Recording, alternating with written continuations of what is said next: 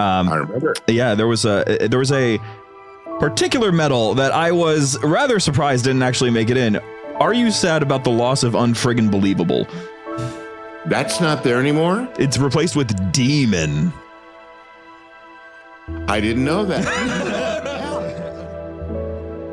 The Halo universe is filled with wonder, mystery, and fascinating discoveries around every corner. With so much to explore, four friends decided it was about time that they boot up their consoles and discuss this universe that has grabbed their attention since childhood. JumperScape Audio kindly welcomes you to join them in the library.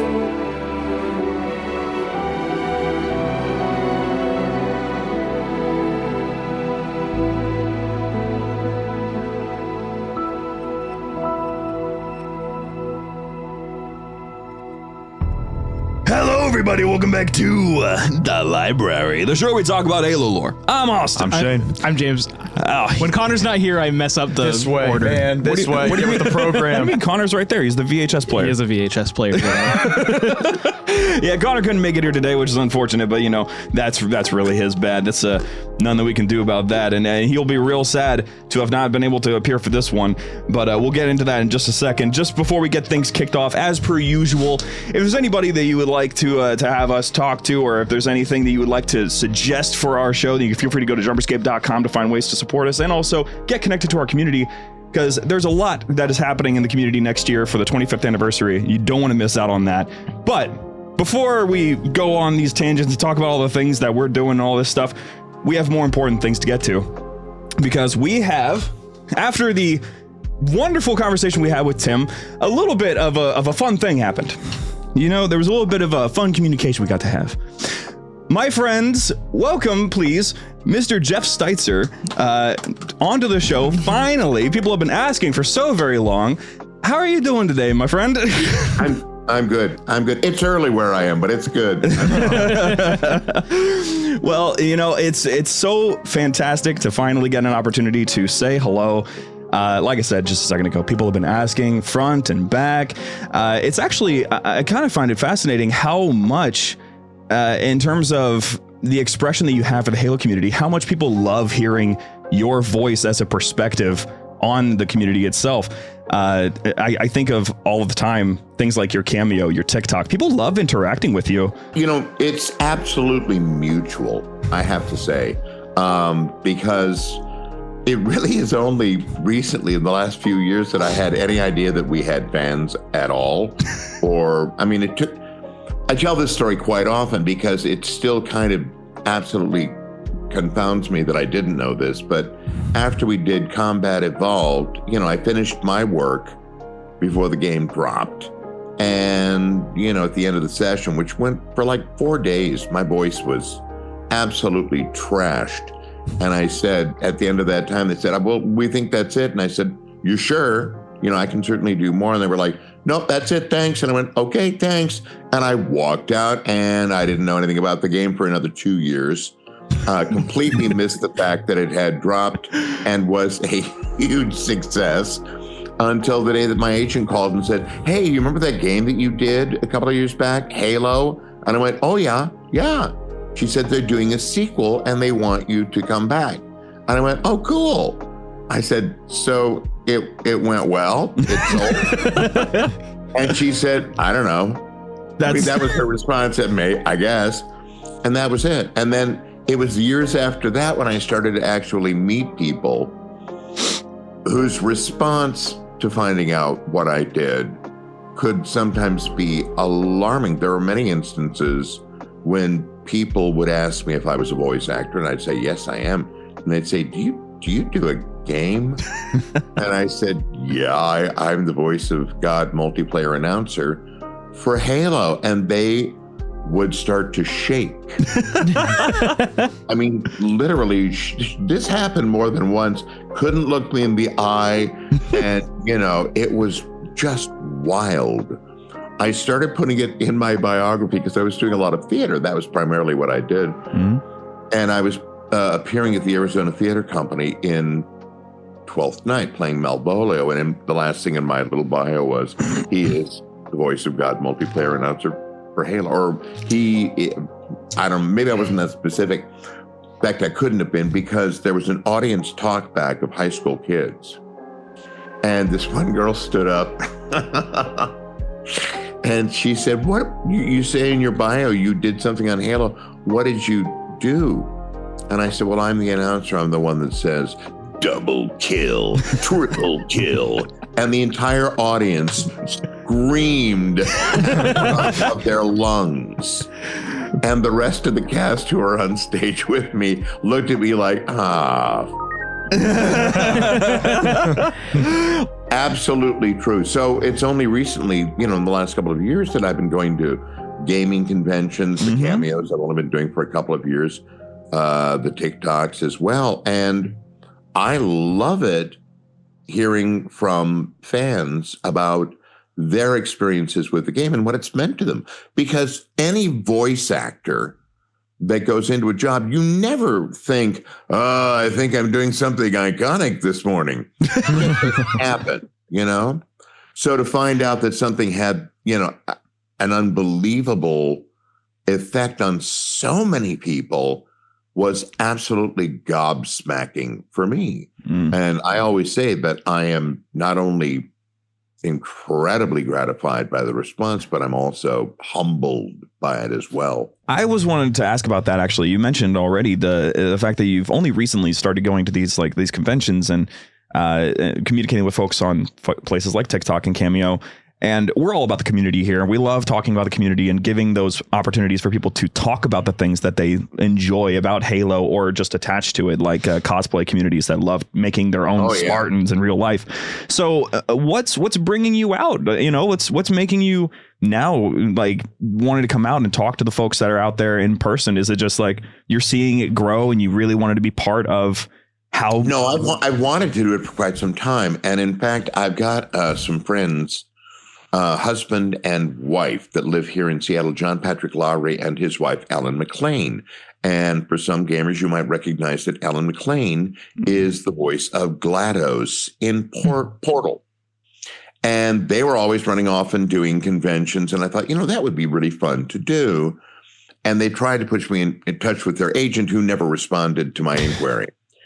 So time passes. And a couple of years ago, I'm having coffee with Jen, who lives in the Seattle area, as do I. So we meet up fairly regularly.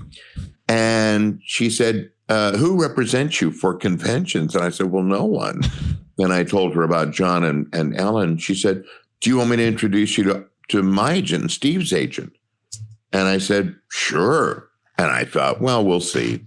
Well, the folks at CelebWorks, and that's our agency, got back like that and had me set up for a one-day, we were only doing one day at a local thing here in Puyallup, which is the fairgrounds between Seattle and Tacoma, which is about 35 miles south of Seattle. And I was blown away. I could not, lines of people who wanted to talk about, what the game had meant to them and meet me because they knew my voice. And, that's the best sort of interaction. That's my favorite interaction, is actually meeting face to face. Because with a Cameo or a TikTok, it's going out one way. I don't know what the response is. I will get responses. I'll get reviews for the Cameos and the TikToks. There will be comments, but that's still, those are very nice. They're all things like, you did a great job. We love you. It's, but meeting people face to face, I hear about who they are, and that can be unbelievably intriguing for me and compelling. I love that. Absolutely. Dads and children show up at conventions, and it's just the most extraordinary thing. That's the thing that I think about quite often. And I'm sure it's crossed your mind a couple times as well. The sheer fact that, ultimately speaking, the role that you play, there's not much of a character. There's not much of a plot to it. And yet people connect with it so much. There's like this attachment to the voice as part of the Halo identity that has to be daunting from time to time. Well, No, not I've got a pretty healthy You're ego, way off, so pal. makes perfect sense to me. It's like, well, of course they would, No, the thing that is sort of intriguing to me is that, yes, you're right. I can tell you a story about whether or not I'm a character. For Halo Infinite, I've always thought I was just the announcer. When I got the job and I was told I was going to be the announcer, I was kind of like, okay. And then went into a booth with Marty O'Donnell, came up with a voice, and I thought, oh, this could be interesting, and was told at the time by a good friend of mine, Jay Wineland, who was the sound designer for the game. Mm-hmm. He said, Jeff, they're going to hear you more than anything else in the game. And I went, oh, really? Okay. So, and, I think to a certain extent that turns out to be true. Well, obviously, Steve is the player's avatar. So, he is the character who, when you see all three of us together at a convention, his line, Jen and I just sort of look over and wonder, but it makes perfect sense because you are Master Chief. So obviously, that's to meet the guy who has given you all of that incredible joy of playing the game is very, very cool. And of course, a lot of people want to meet Jen because Jen is not only an amazing character, and she does like 3 characters in the game, right? Yeah. She's Dr. Halsey. I didn't know that. Okay. She said, Jeff, I do Dr. Halsey. I said, you do? Oh, wow. That's cool.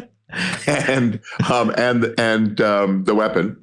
I mean, I've known Jen for a long, long time. I've directed her twice in plays. She's an amazing actress and a great friend. So, it's always fun to be out there with them. But I was called in to do some recording for Halo Infinite after it dropped. And I went in, and apparently it was I think they call them chapters, is what they call them, where they do add-ons to the game. So this one was about a malevolent AI that sort of overwhelms and takes over, my job. And when I first started reading the script, I thought, oh, they're finally getting rid of them. Oh, no. It's the Succession. And I said, so am I being written out? They went, no, you're back. You'll be back. And I was like, oh, okay, that's fine. So they started giving me direction. Okay, now here, what's happening to your character? And I went, whoa, hold on a second. I'm not a character. I'm the announcer. And they went, oh, no, you're a character. And I said, since when? And they said, you've always been a character. And it's like, what? After 21 years, or whatever it was, 24 years, this is the first I've heard of it, But it was kind of like, fine, I'm a character, But I was thinking, if I'm a character, where's my Funko Pop? That's what I wanted to know. So, yes, that was sort of an odd thing there. That's phenomenal. Well, rest assured, I think we would all protest and riot if you were replaced with a brute for the rest of time. Yeah. Oh my gosh, the riots that would ensue. Dude, I remember when those lines dropped. I remember playing Infection for the first time when it dropped for Halo Infinite. And I heard your voice. Like at the end of the game, I'm expecting just the game over. But then you hit me with a "How did he get inside?" And I'm like, "What? Hold on!" No, it did blow my mind. I was like, "Oh my god, this is an AI that's monitoring like the battle." Which honestly, we should have recognized that because back in Halo 4, I don't know if you remember doing this Easter egg, but there's an Easter egg in Halo 4. You can find a console in the first mission of the campaign. If you interact, well, not the first mission, it was like the middle mission, whatever it was. You could interact with the console, and it's various lines of you saying things like "Come back for more red versus blue carnage" and all that stuff. I remember very well doing that. Yes, and that should have been really telling, right? But well, it's interesting because the point they made is like,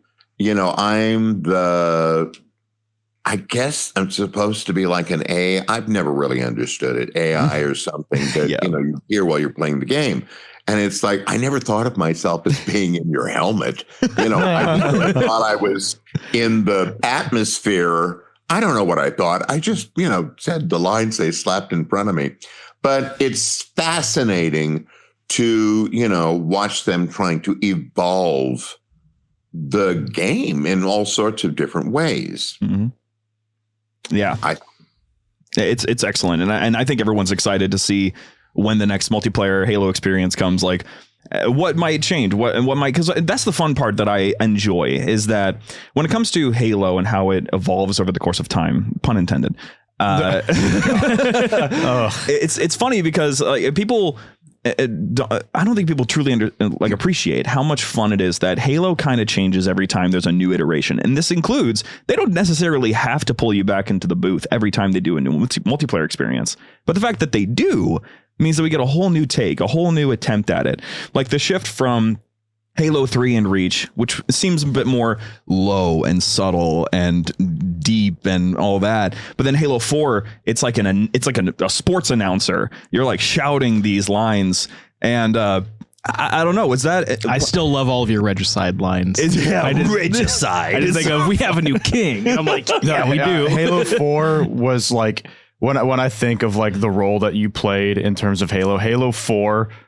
I just remember how long I waited for Halo 4 and the build up to Halo 4 and hearing like your dialogue in Halo 4. It's some of my favorite. Yeah. In Halo 4. Halo 4 was great. Well, you almost didn't hear me because because between, the Bungie era and the 343 era, we almost all got replaced. Wow. I understood. Halo. I heard about Steve and Jen. I didn't know they considered you. Yeah. No, Halo 4. Yeah, absolutely. It was like, I don't know what's going to happen. And people often ask me, sort of what my input is. I have no input. Basically I get a call and I go in and do it, and I'm happy to do it, of course, but nobody's asking me to come up with lines. Which is probably a good thing. As far as the progress of the game, I remember when I think it was 5 came out and somebody said, "You're hardly in it at all." And I went, "Really?" Because I recorded just as much as I ever do. And then I heard sort of the same thing with 6, with Infinite. And then they apparently made something like 1,200, 1,300 lines, some of them that you've heard before, others that had never been released, available that people could, I guess, add to their game. I was never quite clear about what that was, but that didn't involve me. But then they brought me in for this chapter for Infection. And it was kind of like, okay, Well, on the topic of the medals and how they've shifted, because yes, that did happen. Halo 5 had a Warzone mode where it was a different character doing the announcers for that, and then Infinite had a big team battle mode, a different announcer. On Halo 5, you could buy a pack of different announcers. That too. The voices. What was it? Voices that's what I heard, and it was like, all right, I do admit, I still use Nathan Fillion as Buck as my announcer for Halo 5, but that's just because it's very entertaining. I like the option. I like that you're still around. That's you can have every other game, but in Halo 5, I let the grunt talk. I let the grunt say. I didn't buy I stuck with you the entire time. I never bought any of the voice packs. I stuck with you the entire time. Yeah, I wasn't big on Halo 5. There was a lot of change, so I stuck with what little change there was. Well, when we moved into Halo Infinite, what I want to know, I didn't get a chance to really ask, because we met previously at a Torg event, actually. I remember. Yeah, there was a particular medal that I was rather surprised didn't actually make it in. Are you sad about the loss of Unfriggin' Believable? That's not there anymore? It's replaced with Demon. I didn't know that. Yeah, because it's probably my favorite thing to say. Although, and of course, all my reasons for the things I like are completely personal, and more often than not, it's because they make me laugh. Sure.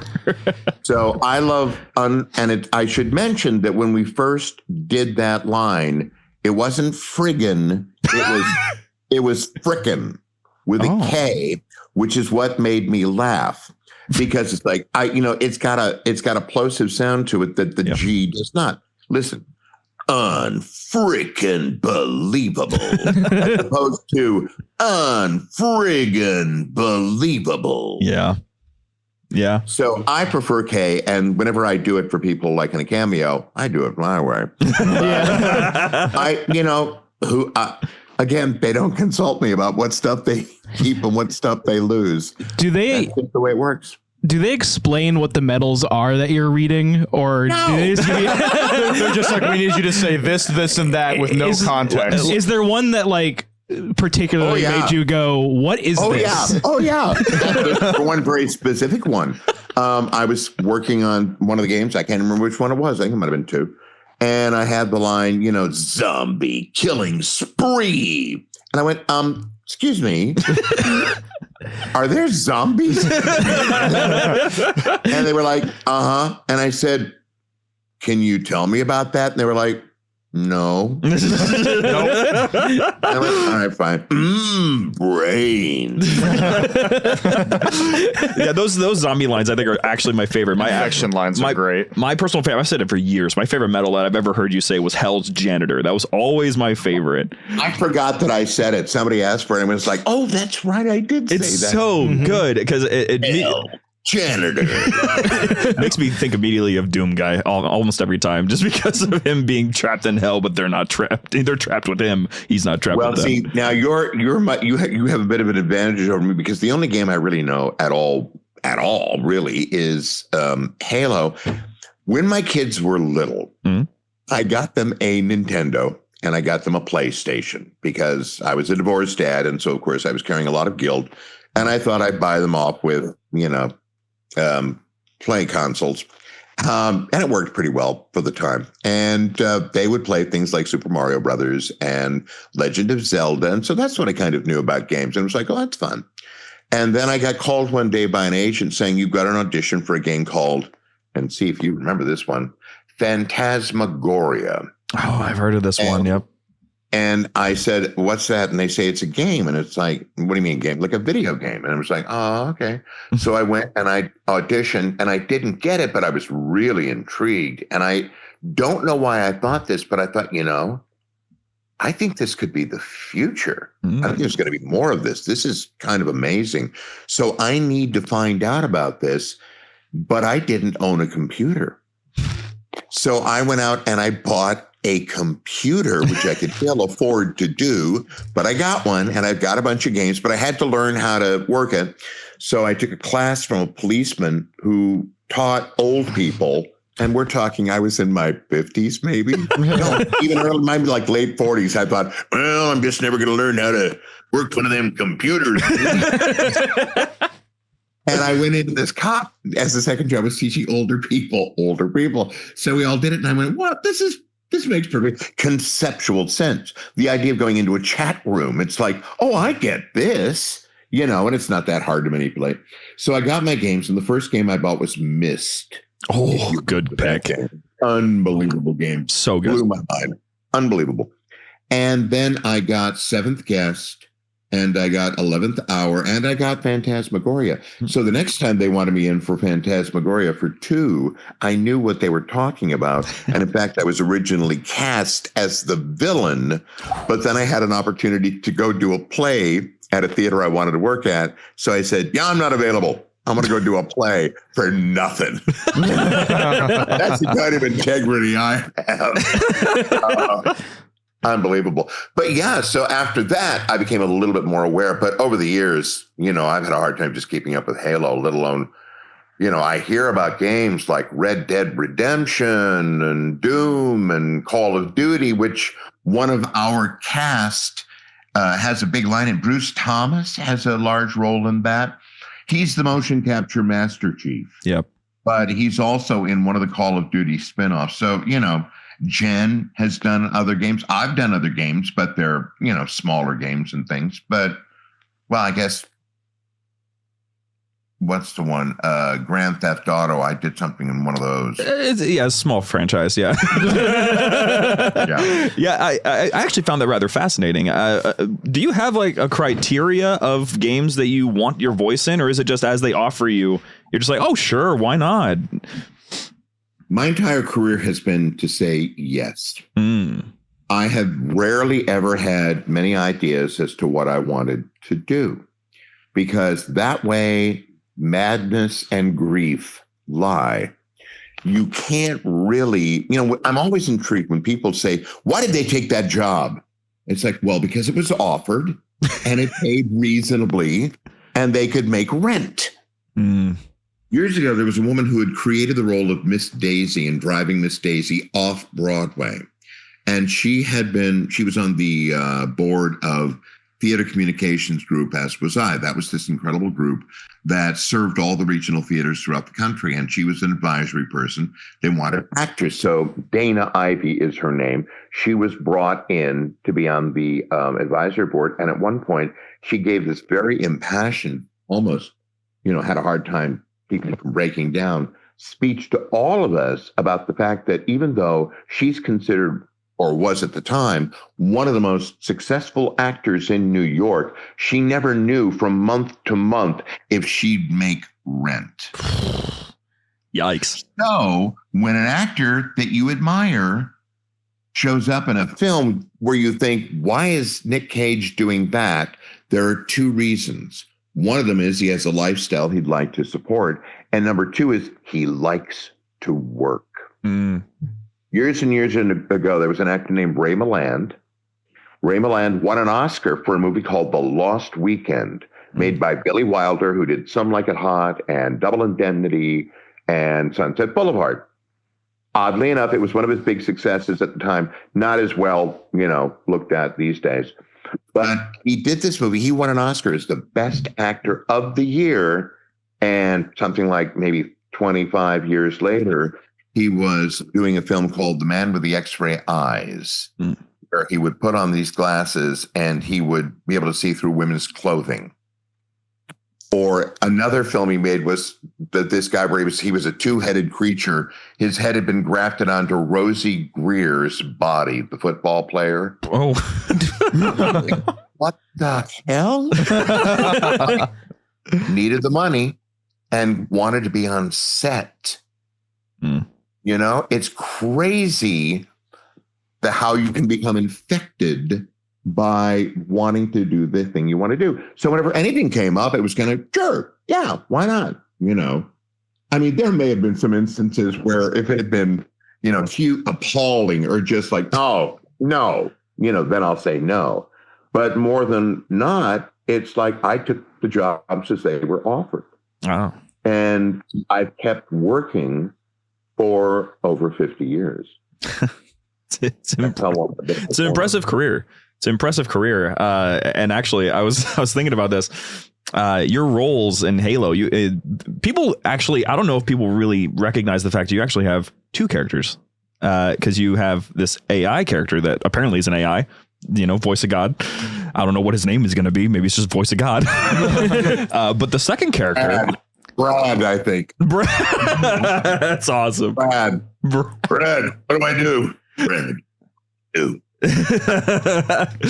But the second character, there's a second character. This second character is this random ancient human from Halo 4 in a random terminal.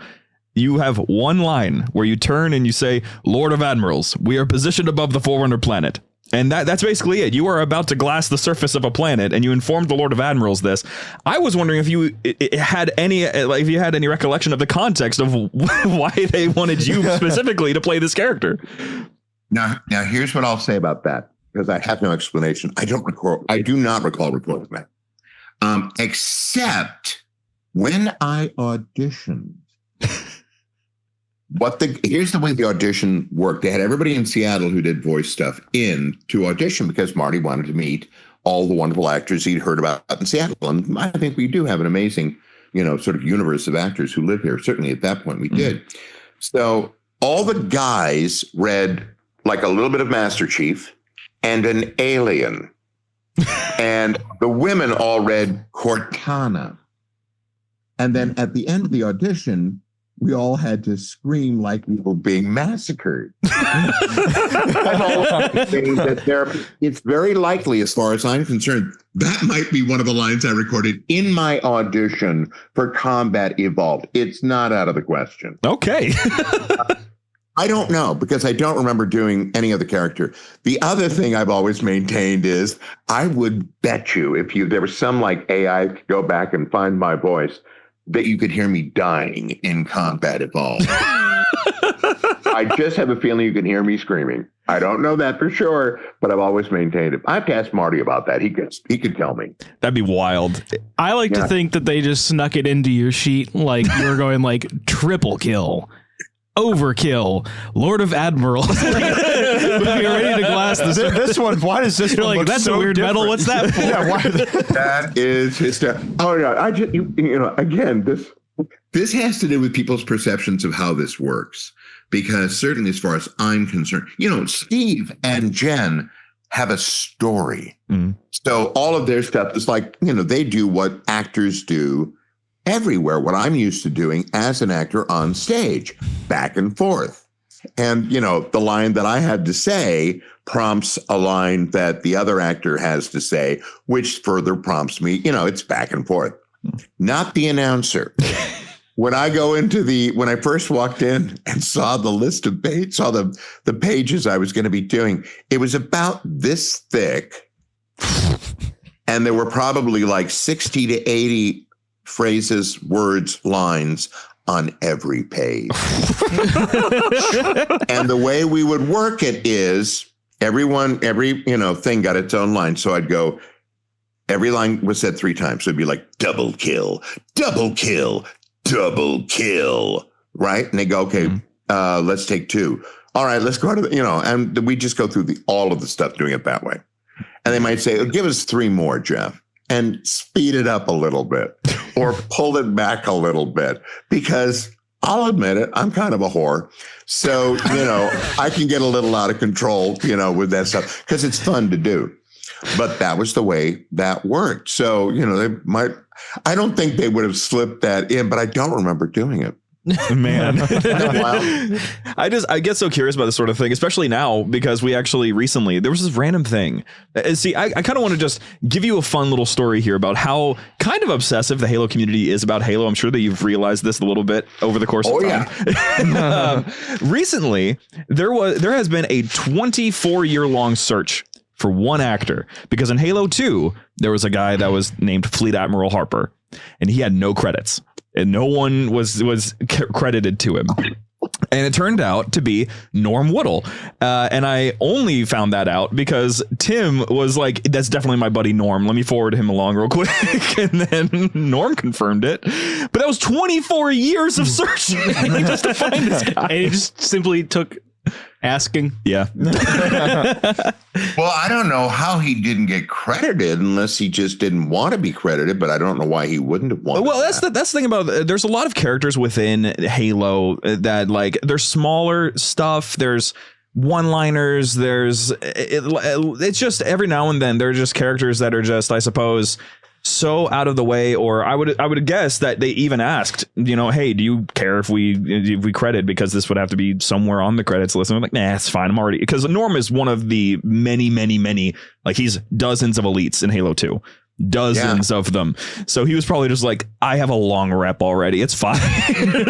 But could very well have been that. Yeah. It's interesting because when we did Halo Combat Evolved, the cast was made up almost exclusively of local people. Mm. And there were some Chicago people, and one or two, ringers, I guess, from out of town, maybe down in LA. But it all changed after Halo 1. Mm. I don't know. I'm sure some people have heard this and may be aware of it, but it was such a big success that agents started promoting their clients to take over roles. Mm. But Marty was approached at one point because the Microsoft people this is what I was told by Marty, had said that Tom Cruise wanted to play Master Chief and Julia Roberts wanted to play Cortana. And they were, like, oh, this will be so cool. And Marty went, well, now, wait a minute. I think part of the success of the game was that people really responded to those two performers. And I think it would be a mistake to replace them. And they were like, oh, okay. But they almost were. Yeah. And so then they started going around, and I remember I was recording, it was 2, I think. And I was in the booth, which is about the size of a phone booth, very tiny, and a little window in front of me. And right in front of me was a music stand with the paper and everything. And I would just go down every page, right?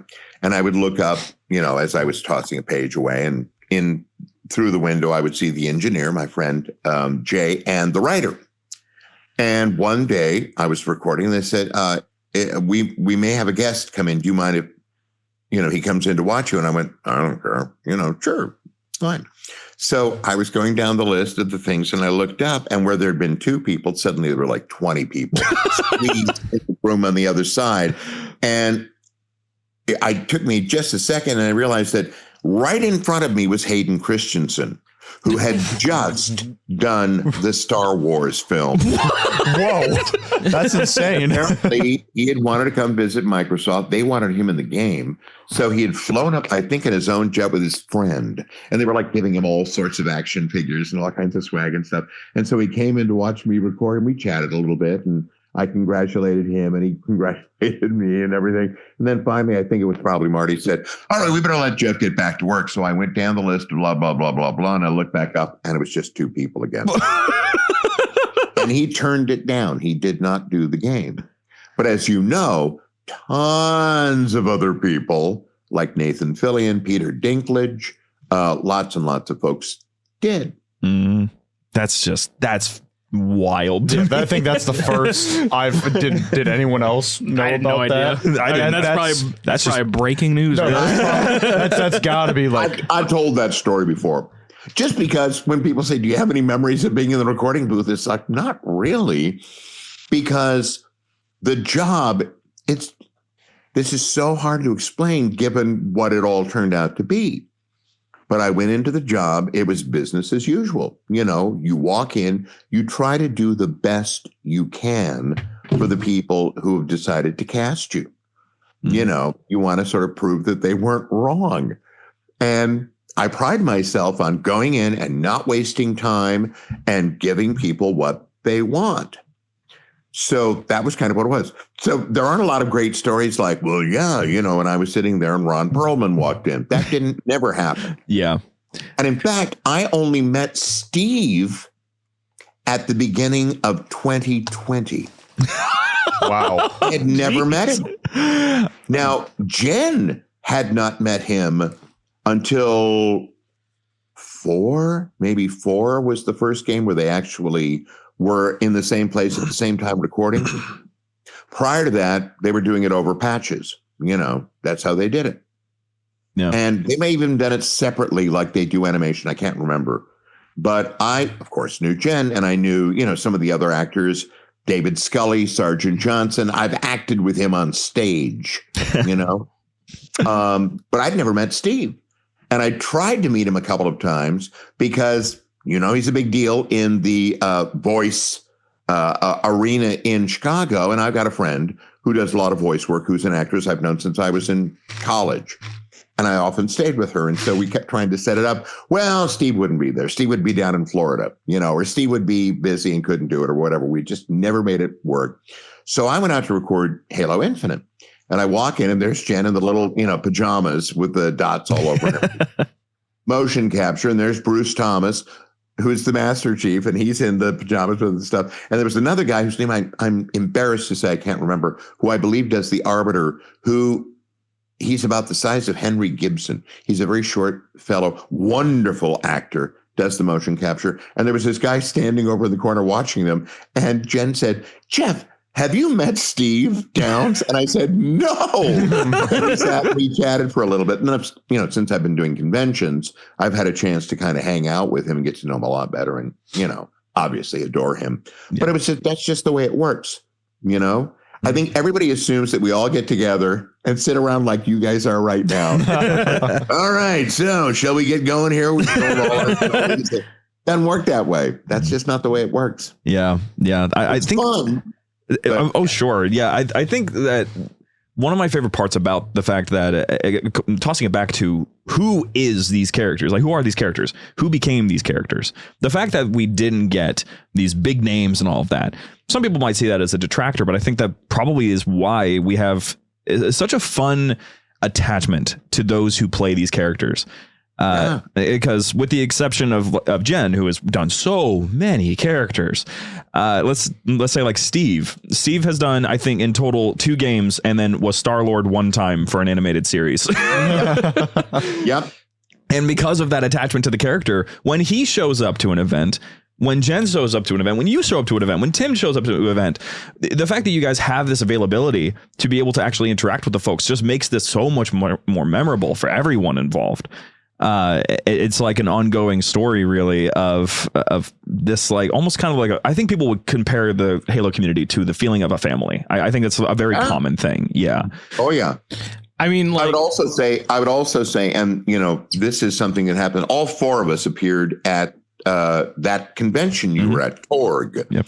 And I don't know if you remember that, but we did a panel. And again, I don't know if you were there for the panel, but it was amazing because somebody asked the question, how does it feel to have been involved in making this iconic game? And Jen said, I want to take this. She said, we did not make this game iconic. You made this game iconic. And it's like, it's absolutely true, And I think I say this a lot now when I meet people at conventions. I say, because, there is just, I'm overwhelmed sometimes over the course of 3 days of the kind of unbelievable love that I get from fans. I've got 2 grown children. I'm not used to anybody liking me. I'm teasing. I'm just saying that in case they hear me. About it. But it's just nothing like I've ever experienced.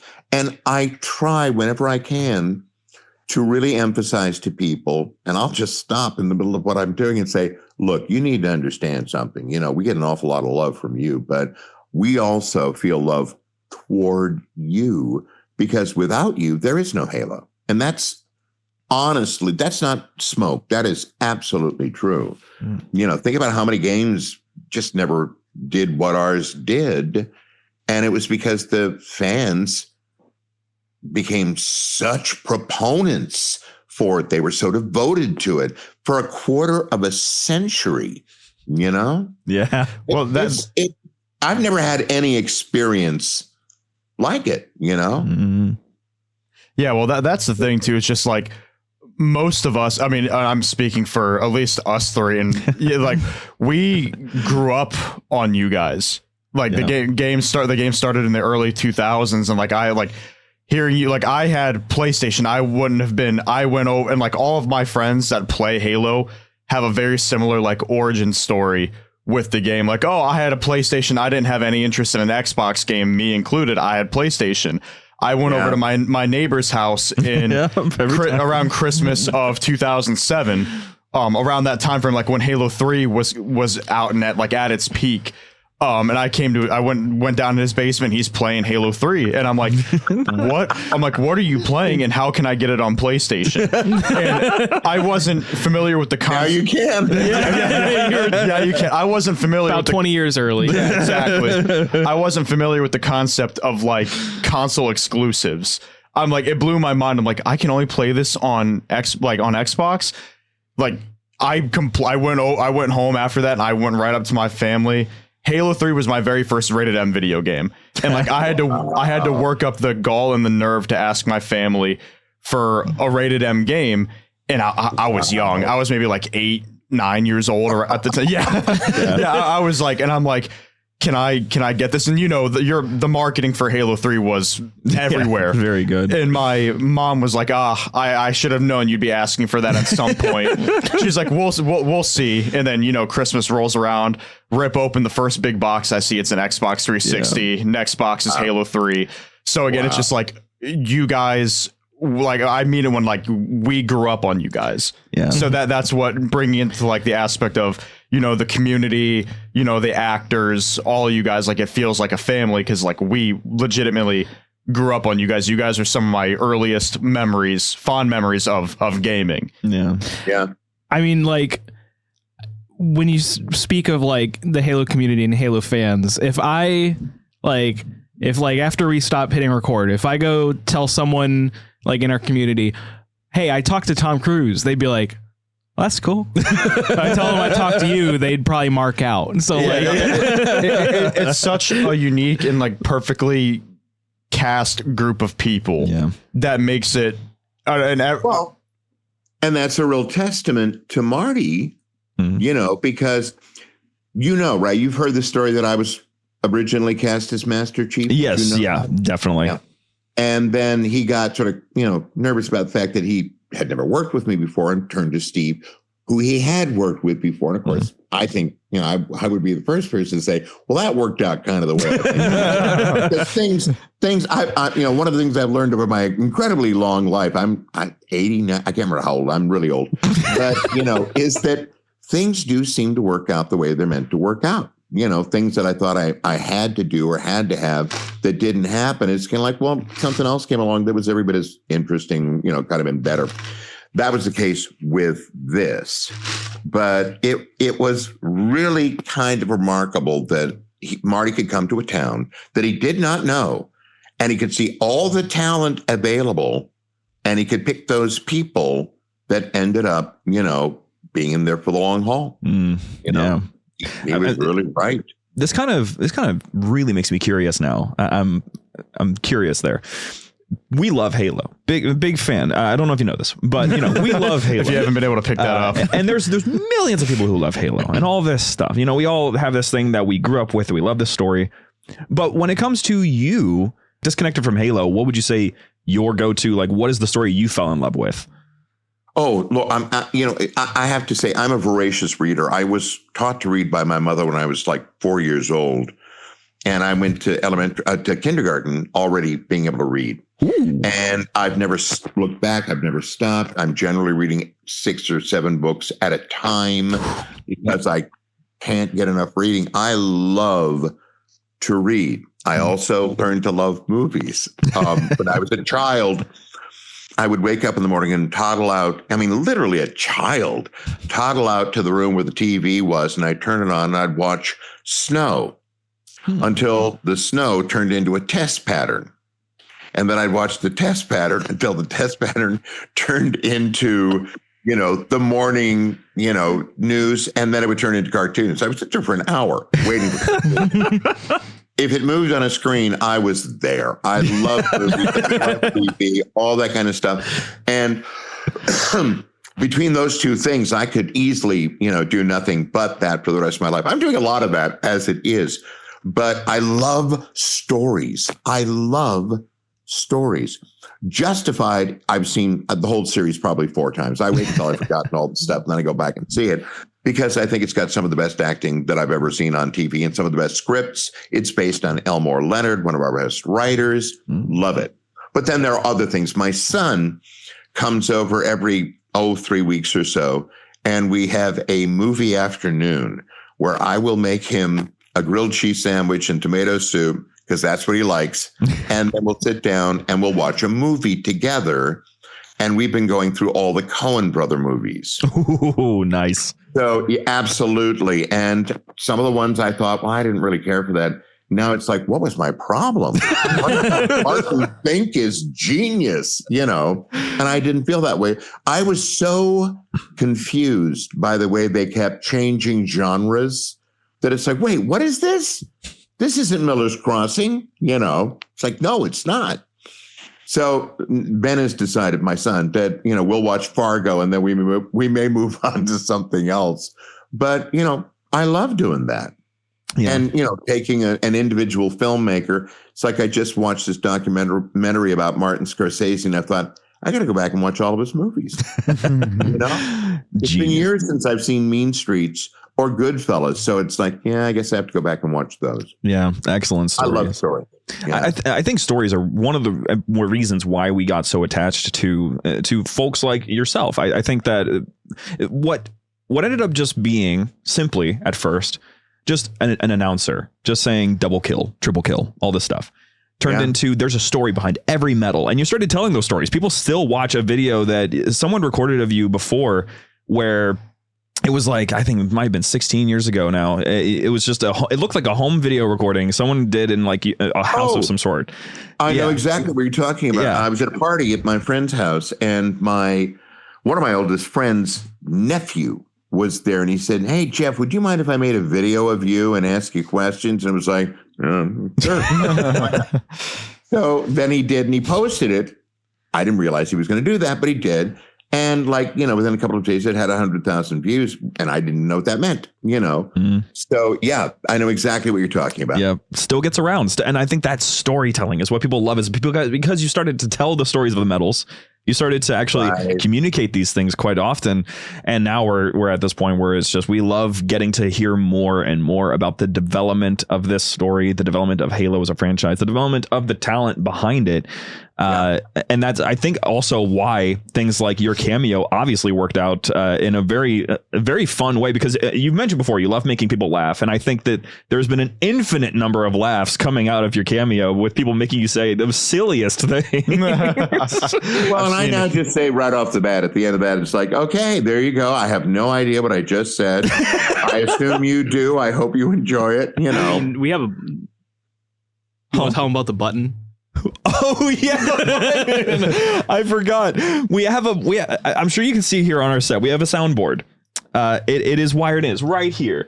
And this soundboard actually has one of your cameos that has been posted online. It has one of them, and I think you should be able to hear it if I push it. But we use it for a quiz show. We have people on, and we'll be like, okay, get this question wrong. You'll hear social credit deducted. And I remember recording that. Right? Whenever someone gets something wrong on the quiz show, that's what they hear. Yeah. That is hysterical. To this day, still getting laughs. And I think people. Well, as I say, I mean, it makes me laugh. Some of these things that I say, I can barely get through them. The story of Cheney Mania. And, when we did that, we spent way too much time on that one line, not because we didn't get it the first time out, but the people in the studio loved to hear me say it. So after I said it the first time, I went, Cheney Mania. And then they turned the mic back on, so I could hear the folks in the room, and they were all falling about laughing. And it's kind of like, cool. It's great. It's fantastic, man. Well, there's so much that I wish that I could talk about, but we're coming up near the end of our time. So I want to wrap this up with one very fun. I have a feeling that you'll enjoy kind of tinkering a little bit with me here. So, hypothetical situation. Microsoft approaches and is like, hey, we're doing Halo on stage. You going to be doing the narration for that whole thing? Are you going to do some sort of character on stage? What do you think you would be wanting to do? Well, I'll turn that around. I remember when people would ask, it's like, are you in the TV series? I'd go, no. I said, I had a great idea for me. I should be like Whoopi Goldberg in Star Trek. I would be in the cantina, and Chief would come in between battles to kind of have a drink, and I would just speak to him and I'd say, all right, Chief, well, listen, great to see you. Go out there and finish the fight. Briefly, nobody ever took me up on that. But doing that on stage, no, I can't be the announcer. People often say, would you like to join us and announce as we play live? And it's like, you do realize that that's all mechanized. I can't talk that fast, and I can't follow the action that quickly. There's no way I could announce it live as much as I would enjoy it, but I can't do it. Think about it. It's like, when you're hearing me coming fast and furious, I'd have a stroke. I'd face plant. It would kill me. What if it was like, let's say, a stage play of Christmas Carol? We have the voice of God being this guy's like, Chief descended upon the ring. And we have. Oh, that would be fine. That I could do. Absolutely. A narrator? Of course. I can do that. That'd be fine. That'd be fantastic. I've been toying with it ever since because obviously I've listened to a lot of your interviews, and I've been trying my best to learn as much as I can, and whenever I found out you had this long history of doing stage, I was like, why couldn't I have been born? So I could have seen it. I've done a lot of acting. I've also done a lot of directing. I've directed 180 professional productions over the course of my career. Jeez. And many of them, were memorable, which I think is, the highest accolade I give anything. It's like people remember certain things and you go, good, that's good. Yeah. Christmas Carol is maybe my favorite thing I've ever done as an actor. I loved playing Scrooge. It's an excellent story. It's an excellent story. Well, I really appreciate your time. I very much do. As we close this out, I kind of want to get... Do you think I could get just a general summary right now on how your outlook is on Halo as we get into that 25th anniversary? How are you feeling? What are you thinking as we're getting into that year? Well, one thing that I'm very excited about is I know that our agency is looking to send us out. You know how they do, like when I was in Columbus just last weekend. It was just last weekend. Oh, yeah. They were supposed to have 4 people representing the Rocky Horror Picture Show. It was going to be Barry Bostwick, Susan Sarandon. She didn't show up. Nell Gwynn and Pat. I can't remember her name, but the 2 women were Magenta and Little Nell. And they had 4 of the Scream people, Matthew Lillard, Skeet Ulrich, and Jamie, that one Kennedy. Yes, he was there. So I think they're trying to do the same thing for us. And I know that in February, we're going to be in Puyallup again. And it's going to be Steve, Jen, me, and Tim. Mm-hmm. And then in September, I think it's okay to announce this. I'll certainly hear if it isn't. We're going to be in Sacramento, and it's going to be the 4 of us again, and Keith, if I'm not mistaken. Ooh. Which is cool because I've never met Keith. Oh, man. And would very much like to. And I think they're going to try this year and then perhaps for the next year to, maybe do as many of those group appearances as possible, which is great because, I love being with those folks. Absolutely. That'd be fantastic. That's okay. So September. Got it. Yeah. If you're around Sacramento, come see us. It would be great. Well, I very much appreciate your time, man. We're going to be wrapping it up here for today, but I very much appreciate it. For those of you who are listening here, unfortunately, there was obviously no live episode for this because we couldn't at all justify having everybody else get up early with us to do this show. This is usually an evening show. But for those of you who are listening after we've gotten this all done, please leave your comments, reactions, all of that. I'm going to make sure that some of the best stuff that people have in reaction, Jeff gets to see. Because I think, please. We would love to and hear. If they want to be in touch with me, you've mentioned this before, I do cameos. Yes. They can find me on cameo.com. But if they want to just be in touch with me, I have a website called jeffsteitzervoiceactor.com. All one word, all lowercase. Check it out. There's a contact me or contact us little form that you can use to be in touch if you would like to follow me there. I do blog articles. I talk a little bit about, myself with Halo and also voice acting. Mm-hmm. Lots of folks come up and say, I'm interested in voice acting. What should I know? Well, that's an hour easily by itself. Yeah. And some of it gets dealt with in a 9-part blog series that I did there. And as a frequent visitor of this website myself and someone who actually did manage to have this conversation happen just because of the contact page, I know he checks his email. So. I do. Absolutely. So please just go. Because I'm a visitor from another century doesn't mean I can't learn, Well, you are an excellent individual. I'm so happy that we got to have this opportunity to talk. I hope that the 25th anniversary is just as exciting for you as it is for everybody else that's currently going into it. For those of you who are listening, go and check out all the stuff that Jeff just brought up. You absolutely need to go and follow everything that he's got, just because he's got much more than just a good old double kill to offer you. So thank you again, Jeff, for joining us. We're going to be wrapping up here. Thank you guys so much. Yes, thank you. It's been a blast. Yes. For everybody else listening, we'll see you guys next week when we get back to our usual stuff of talking about the latest battles that have happened within Halo, probably more Halo Wars stuff.